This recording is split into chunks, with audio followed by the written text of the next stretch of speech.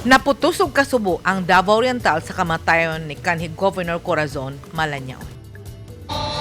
Ug daghan ang nabalaka kay posibleng mawadan sila og trabaho samtang daghan ang naguol kay basin dili na madayon ang mga proyekto sa kanhing gobernadora. Una ang atong gi-ensure Apan, gisaysay kanako ni Governor Nino Setiruoy nga siya mo barog aron ipadayon ang maayong proyekto o pagpanerbisyo sa katawan sa Davao Oriental. Anya ang mga tubag ni Davao Oriental Governor Nino Uy sa mga isyu nga dunay kalambigitan sa iyang administrasyon. Human na baniog nga daghan ang nasakitan sa dihang gipagawas ni Governor Uy ang Memorandum Order No. 5 niadtong Hulyo 3 nga nagpahibalo sa Contract of Service Employees o sa mga job orders nga dili usa sila patrabahoon kung wala pa sila'y kontrata. Matud sa iyang mga kritiko, gihaya pagani si Governor Malanyaon apan ang iyang mga tao gipangtanggal na ni Governor Uy. Nananggal ba og empleyado og mga tao sa kanhi gobernador si Governor Uy? Unsa ba ang himuon sa mga empleyado? kung musulti ta nga loyalty checking wala. It is true nga nag-issue ko og memorandum reiterating the expired contracts which is June 30. Whether there is a change of administration, change of leadership or wala, ang tanan contract sa atong mga job orders and contract of service employees will end on June 30. When in fact, ang maong memorandum, medyo late na po ganit na ako na issue to give due respect sa wake sa ato ang former Governor Cora Malanyaon. But I have to issue this tungod kay dunay mga pangutana, confusion nga ang ubang empleyado mo sulti. Unsa man ang among status, mag-report pa ba mi, or unsa magpadayon pa ba mi.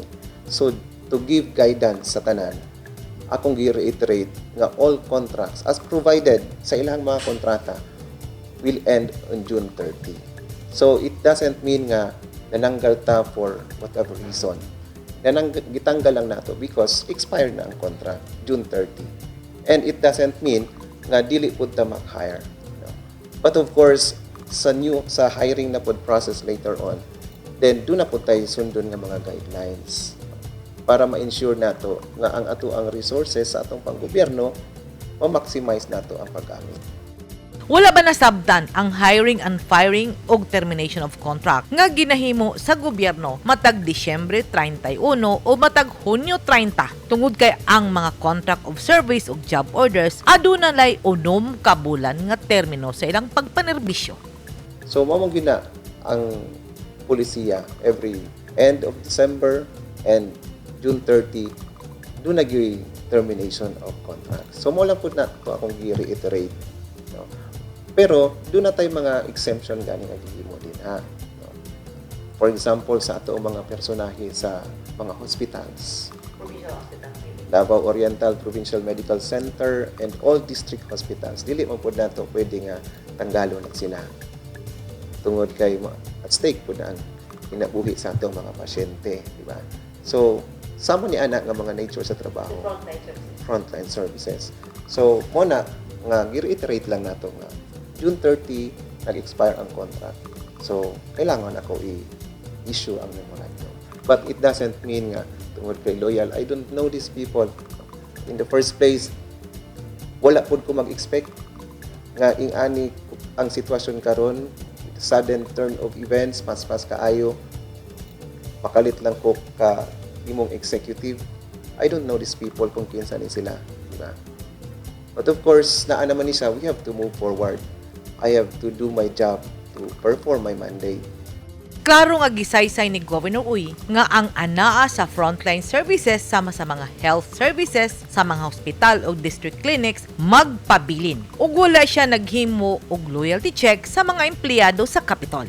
Akong gipangutana, unsay lauman sa taga Davao Oriental siyang administrasyon? Well, ma'am, para sa kuha, we have to balance everything. No? Dili pwede tanan natong resources itutok lang sa particular sector. It's like, for example, mayroon ta, agriculture lang ta. No? We have to look into the interest of other sectors as well. Diba? Education, health services, tourism, livelihood, employment. But all of this, kinahanglan nato nga ana atay maayong governance. Good governance must be prioritized above all. No? Tungod kay dili ta maka-take off sa atong mga programa kung ang mga naglihok dili maplastar. No?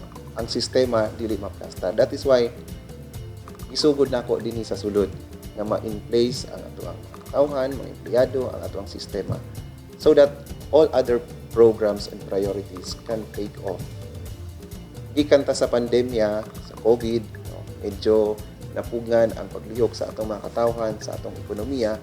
So kinahanglan ang programa nato naka-anchor kanunay sa pag-uplift sa quality of life sa atong mga tao. That is where atong ginasulti nimo nga turismo, agriculture, tungod kay kini ang economic drivers, no, livelihood, kini ang makapabuhi sa atong ekonomiya. So kinahanglan tutukan pod nato ni siya. As I've said, nakasugod naman.